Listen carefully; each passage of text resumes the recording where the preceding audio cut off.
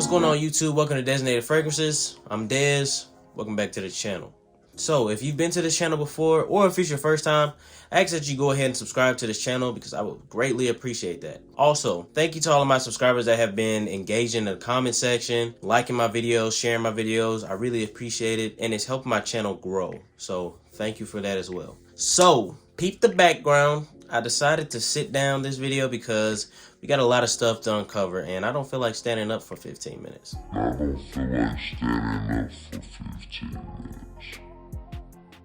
So today we're comparing 3 different clone houses. One is Alexandria Fragrances, 2 is King Fragrances, and the third one is Scentual Obsessions. So today we're going to review each of their version of Dior Sauvage Elixir. And then we're going to kind of be comparing it to each other and comparing it to the OG to see which one is really the best bang for your buck.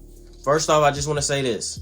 All of this is based on what I've experienced with each fragrance. Just remember that fragrances develop differently on different people's skin. So when it comes to longevity and performance, just keep that in mind if it's been a different experience for you. So I spent some time with each of these fragrances. So I kind of wanted to give everybody a quick rundown of pretty much the prices, the longevity, the performance, the likability, you know, and overall how I feel about each fragrance. Since there are so many clones, with that price point of Dior Sauvage Elixir, I know a lot of people haven't been wanting to pull the trigger. So I thought that this would kind of help, you know, some of those people make that decision when it comes to figuring out whether they want to go with the OG or whether they want to go with a clone. All right. So when it comes to Dior Sauvage Elixir, some of the notes that we have in this fragrance include amber, woody notes, lavender. We also have some spices in here, and then we have a licorice note in here, which I think is pretty cool, honestly. So we're gonna start out with price. As many people already know now, Dior Sauvage Elixir is gonna run you up a check. Okay, $155 is gonna get you a 60 ml of Dior Sauvage Elixir. Is it worth it? I mean, it depends on who you ask. This fragrance hasn't hit any discounters yet. And then if it does hit discounters, I don't expect it to change very much in price. It's still gonna cost you a pretty penny for that 60 ml. So then next, we got Alexandria Fragrances. We have a couple of options when it comes to Alexandria Fragrances. A 60 ml is gonna cost you around like $65, and then 100 ml is gonna cost you around $99, $100. Now, those prices can be manipulated because Alexandria always has the code Alexandria15, which I use on my bottle, and I think I got it around it was definitely below $60. I think it was around $55 or $58. So that's about a third of the price of Dior Sauvage Elixir so far. So then when it comes to Scentual Obsessions, we have the option of a 30 ml or a 50 ml. And that's gonna run you between $35 for the 30 ml and then $60 for a 50 ml. And then lastly, when it comes to King Fragrances, we have actually 3 different size options. So we have a 15 ml, a 30 ml, and then a 100 ml. 15 going for about $18 before tax and before shipping. A 30 ml going for around $30.99, and then lastly 100 ml going for around $90. I really do like the option of King Fragrances with the 15 ml. That's actually the one that I decided to buy because I didn't want to commit to a full bottle before I tried Alexandria Fragrances. I'll take a 15 ml for $17.99 any day because one, I'm trying to cut down on buying full bottles rather than, you know, like decants and stuff. So that kind of fit right into my plan perfectly. All right, so we're gonna start out with longevity. I'm gonna start with Alexandria since I didn't have that much time with Alexandria so far. Like I said, I just got it in last week.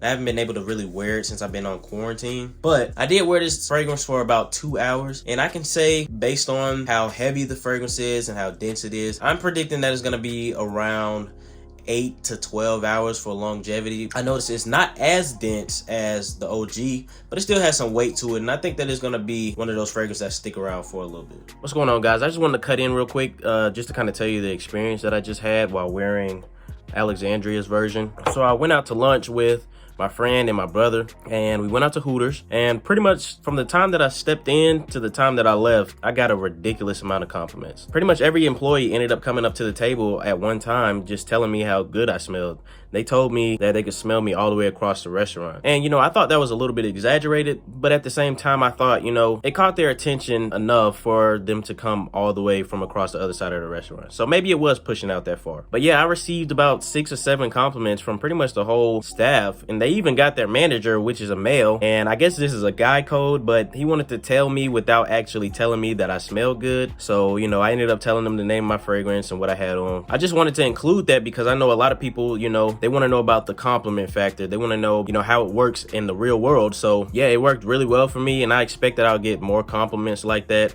as I wear this fragrance more and more around other people. But yeah, I just wanted to kind of include that in. But back to the video. So when it comes to Scentual Obsessions, I got about 8 to 9 hours on my skin, and then on my clothes, this thing lasts pretty much forever until I wash it. I really got into pairing this one with Oil Perfumery's version of Molecule 01, and I realized that made it last on my skin even longer. So I was getting around like 10, 11, 12 hours on a given day. So that's just something to keep in mind. When it comes to King fragrances, this one was very similar to Scentual Obsessions and how long it lasted on my skin.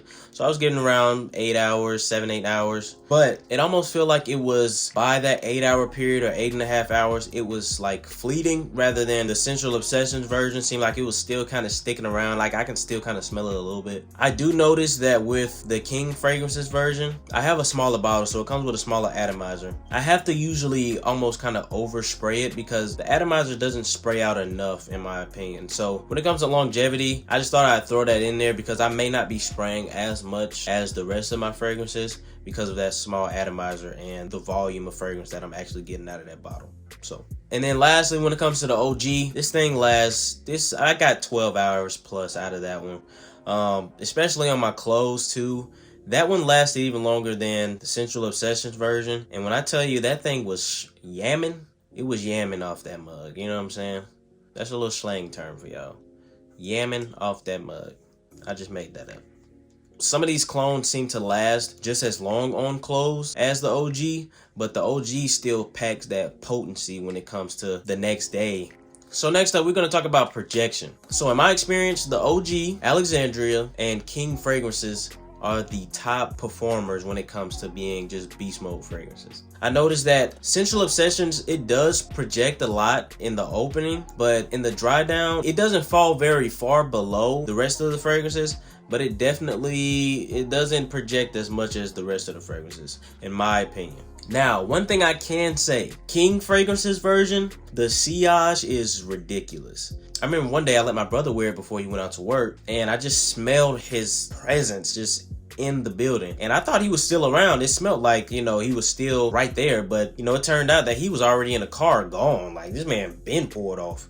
And then when it comes to some additional things that I caught on to when it comes to each of these fragrances, I realized all of the clones are a bit fresher than the OG, with King fragrances being the most fresh. So King fragrances version seemed like it's really lavender dominant. King fragrances seems to be the most fresh, and then Alexandria seems to be the least fresh. Alexandria kind of gets the closest to the vibe of the OG, yet it's still just a bit fresher, and it's not, compared to King's fragrances, Alexandria is really not that fresh. King's fragrances is almost too fresh to my liking. When it comes to density, it seems like very light and very aromatic compared to the rest of them. Now, that doesn't change anything for the performance of King fragrances version, because it's still right there as a beast mode fragrance. It projects like crazy. And then also, one thing that I realized that was similar between Dior and King's fragrances, I mentioned in my first review of the OG that the notes were very easy to pick out. It was almost as if the fragrance was transparent. Like, it comes off as a complete fragrance, but you can still pick out almost each note very clearly within the fragrance, if that makes sense. So if you've tried either King fragrances or the OG, let me know if you understand what I'm saying when I say it seems transparent. So when it comes to my closing thoughts, I think all of these fragrances will get you some positive attention. I would say that. If I had to choose between each of the clones, I would have to go with either Alexandria or Scentual Obsessions. And I think that I would be satisfied with either or. I did come down to buying the full bottle of Alexandria fragrances, and I think that I'm happy with my choice. That's not to say that Scentual Obsession is not right there. I say Alexandria because